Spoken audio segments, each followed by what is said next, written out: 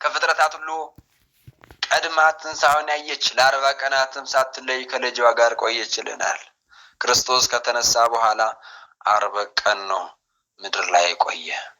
ምን ሲያደርግ ቆየ ካላችሁ ሐዋርያትን ሲያስተምር፣ ክዳንን ሲያስተምር፣ በቤተ ክርስቲያን ውስጥ የሚሰጡ አገልግሎቶችን አሁን ክዳን ልጦን የምንለው ጧት የሚደረሰው እሱ ሲያስተምር ቆየ። ከልጇ እርገት በኋላ በጽርሐ ጽዮን ሐዋርያት ሰብስባ ለጸጋ መንፈስ ቅዱስ አበቃች። በጽርሐ ጽዮንም ከአደራ ልጇ ከቅዱስ ዮሐንስ ጋር ለ15 ዓመታት ኖራለች።